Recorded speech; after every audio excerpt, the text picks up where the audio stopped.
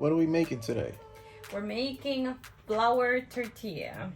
Now, flour tortilla is something I hold very dear to my heart because it's the first thing I learned to make as a child growing up, when my aunt first decided to sneak me into the kitchen, even though my mom didn't really want me to be in the kitchen as yet, but she taught me the ropes of it.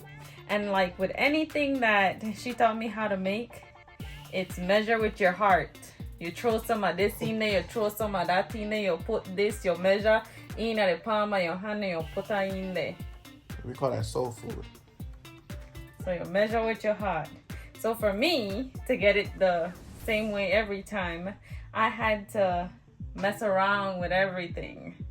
And anybody that knows, when I make tortilla, I thin them out when it's done. When you're patting it out, I make them like barbecue style tortilla. And my tortillas always have a little different taste because I add a tablespoon of sugar. So I always add like a little bit of sugar into it. So mine is distinguishable. So that's the secret recipe? Yeah. You just gave away the secret recipe.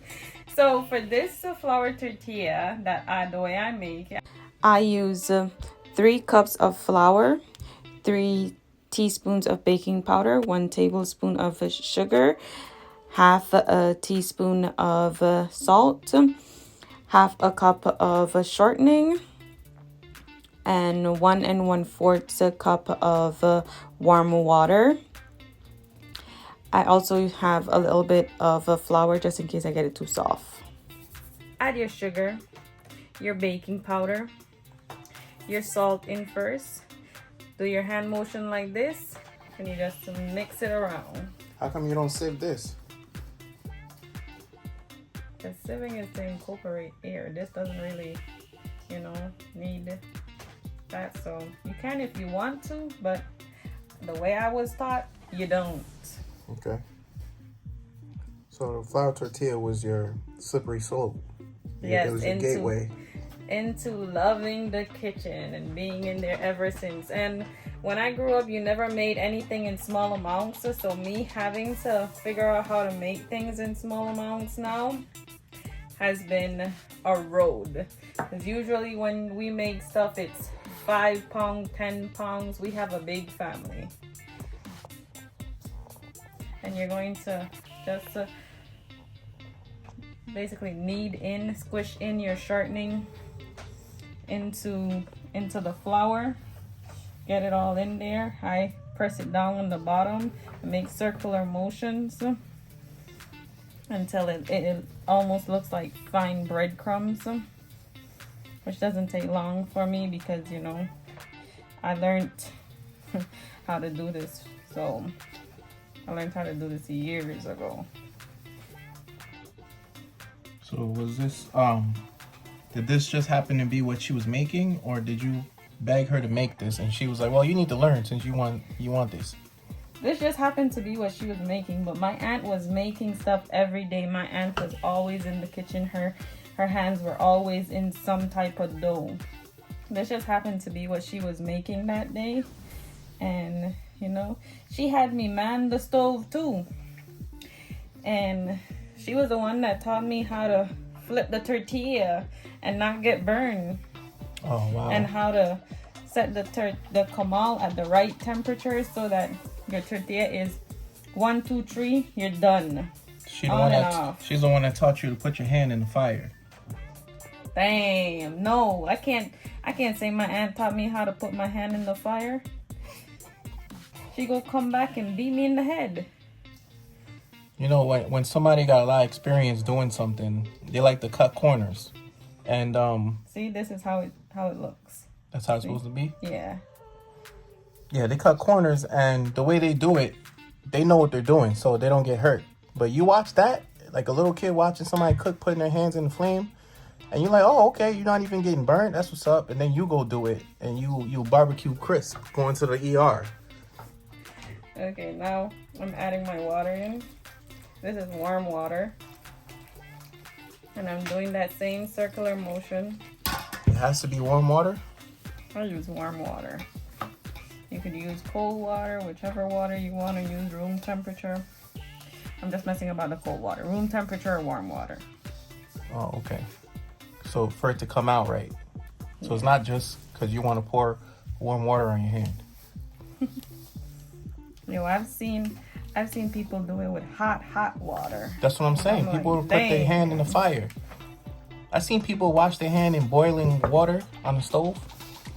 Like, damn. When my mom do the dishes, don't go ask to wash your hand while she's doing the dishes, because oh my gosh, you just gulped off couple layers of skin. And now you just, knead everything together. I don't need to add any more flour in here. It's nice and soft. I don't need to add any more water. This is where you want it.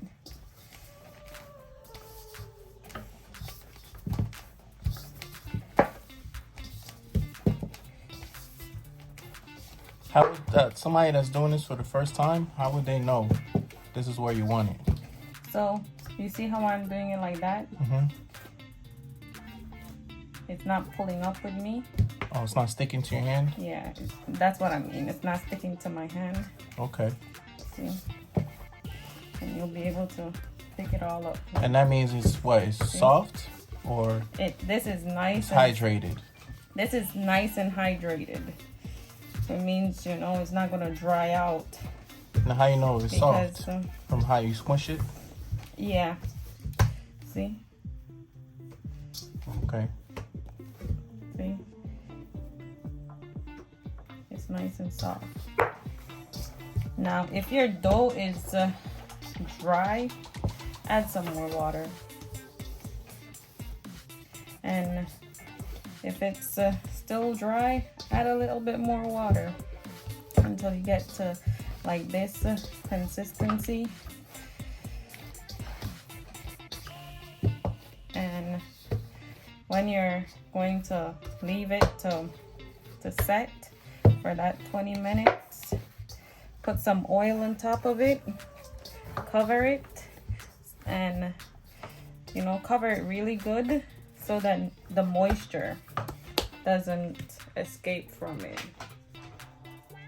So I'm just going back in with my fingers and taking off the little bit of shortening that was in this cup, and I'm just going to pat it down a little like that. Still got some shortening on here, so I'm just using that to touch up the top, oil the top. Because you want to put some oil to the top, and then you're going to leave that to let that set for 20 minutes. So you gotta put oil on it. I put shortening. I put the rest of shortening that was left from the thing. I rubbed it in my hand and I just... Oh, so that counts as oil? Yeah, I just pat it on the top. And then now you gotta cover it. Yeah. So I'm going to cover it with the plastic wrap. And then I'm just going to leave it here. Yes, my plastic wrap. And then I'm just going to leave it on the table. You could let it warm in you could let it rest in like a warm spot.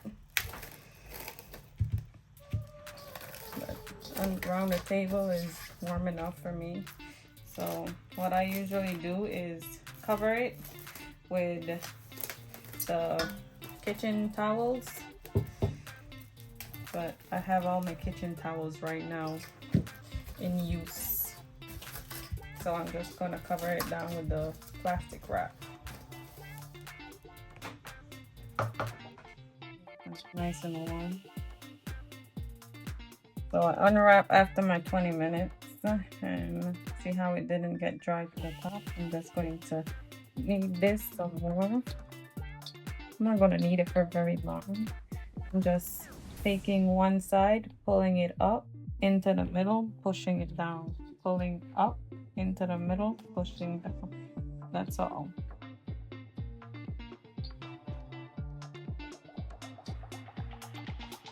That's all I'm doing. Pulling from the side, pulling, pull into the middle, pull into the middle, pull into the middle, That's all.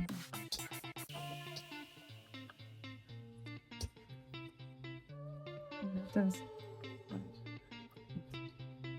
all the kneading, I would say. I give it. I don't do it for too long. If you want, you can do it longer. When my hand used to hurt from doing the big amounts, I would just use my fist here, press it down like that. You know, when you do them 5 pounds at a time, it's like your wrists get all tired. You gotta switch hand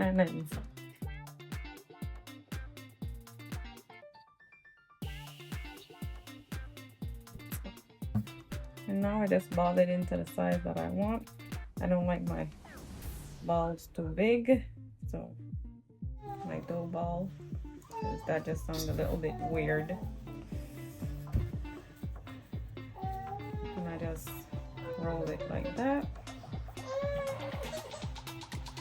And then I use my big thumb and I tuck.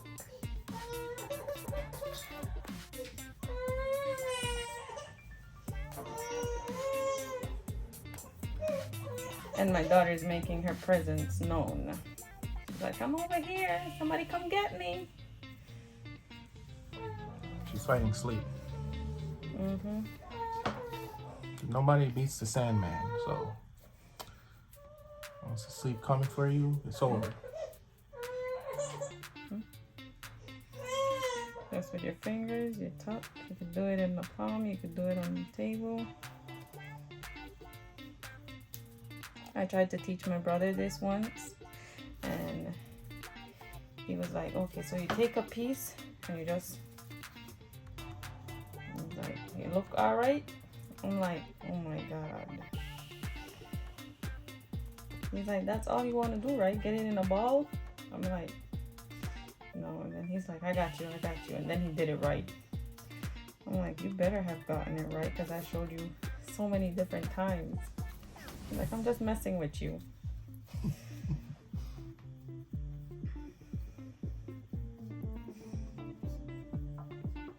That's all it is. Just fold, and then you pinch the bottom.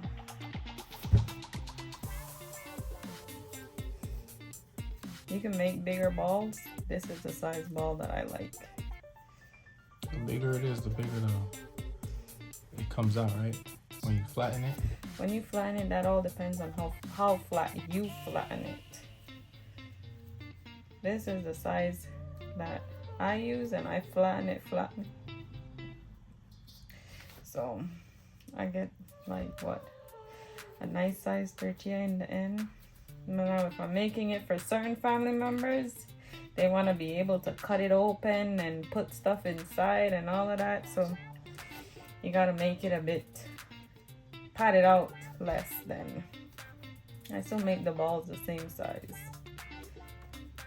When I used to make the 5 pound of tortilla, I get what, 70 something dough, the little balls, 70 something ball, and my mom would be like, wow, that's a lot. But then all of it would still go missing. Like, you would still have to make more. Like, how y'all eat so much tortillas? Go missing or be accounted for? No, because it's like we had a big table, and on that table there's somebody patting out the tortilla, and then there's somebody mending the comal. We had 2 comal. At one point we had a 2 comal and a frying pan, and still, as soon as the tortilla comes off the comal or the oven, and you put it in the cloth for it to you cover it down with the cloth, and you open it back up to put another one, that one that you just put there is already gone. Oh yeah, that's definitely going missing. So I have a container here, and I put some oil in it, and I just let it go around all the corners, and I put my hand like that, I rub it around, and then these are going, I do it like that, you know, coat all of them so that they don't dry out when I put them in there, and then I cover them again.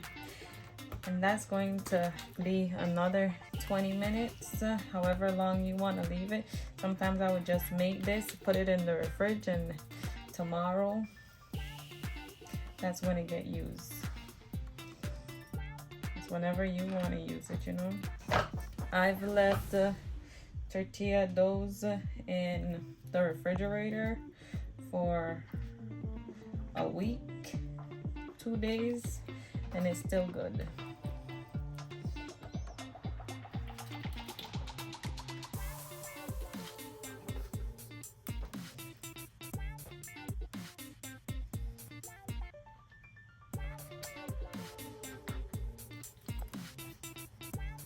You want to make sure you coat it good, because if you don't coat it good, the top of it start drying out, or the bottom of it start drying out, and then when you pat it out, it ends up with some hard spots.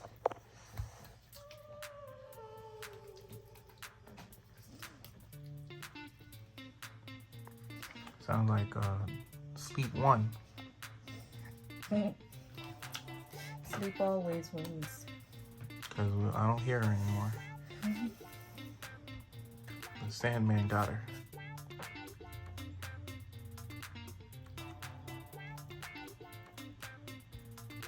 So I made 14 tortilla ball dough out of that 3 cups. And then I just used my cover. I'm gonna cover it up.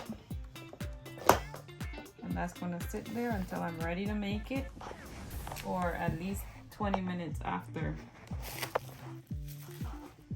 So when my kamal is heated, I just take a little bit of oil and a paper towel, and I just rub it on it all around, get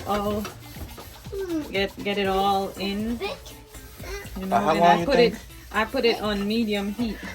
So we left the tortilla doughs to actually rest for like 40 minutes. Now we're putting it out. So For it to come out, how long you think it needs to preheat? for like 5 minutes on medium heat. Well, mine is thinner than most kamals, so 5 minutes is like it for me. It's not thick like the other ones, but once it's heated, it's good to go. So Just so some people don't think we just turned it on and already about to start putting stuff on it, and it's heat up. yeah, and once it's heated, it's good to go. Like, you don't have to be changing the heat or anything like that. See, so I like to make my tortilla thin, and all I'm doing is putting my fingers like this and pressing down. This works best for me, faster than doing it with a rolling pin. But like I said, I've been doing this for years. So I put that on there and I start to do my next one. By the time I'm finished with this next one, that one needs to be flipped. And that's how it goes, you know? Back to back. Mm-hmm.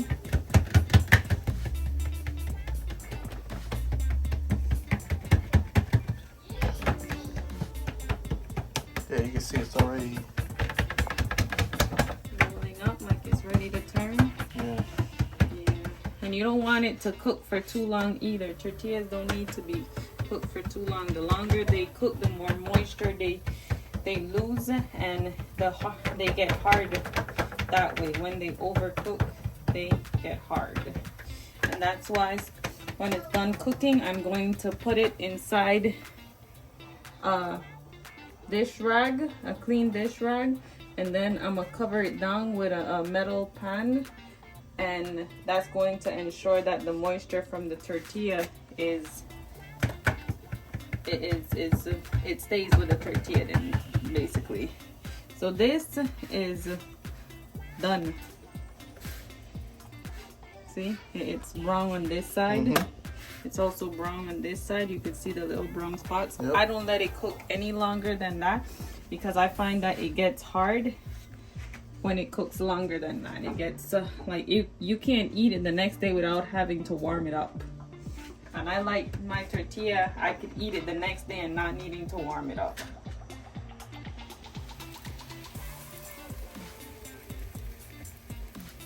these tortillas stay out, or do they go in the fridge? They stay out. I leave them out for up to 3 days. And then on the 3rd day, if I still have any, which is very unlikely, then I put it in the refrigerator. Some people put everything in the refrigerator from like the first day it's made. No, I don't do that. Certain things stay out for a certain amount of time, then if any is left after that amount of time, then it goes in the refrigerator. I don't like things that have been in the refrigerator. If they're bread and stuff like that, I don't like it after it's been in the refrigerator.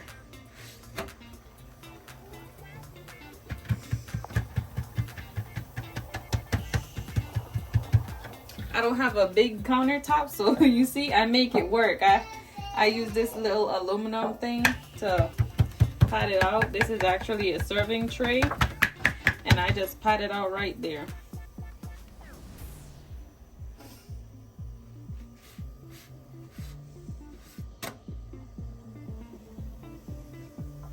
I put the tortilla so that when it's all cooked, so that it locks in the moisture, so I don't lose any other moisture, so that my tortilla doesn't get hard. And this is the tortilla. They're nice and soft. See? Man, I look like cloth. Can roll them up, smash them up, all kinds of things. These are the tortilla. They feel just like the texture of the store one, but these are way better. See? Nice and soft. Tears. Here, piece for you, piece for me. Thanks. Thank you for watching. Like, share, comment, and subscribe. See you next time.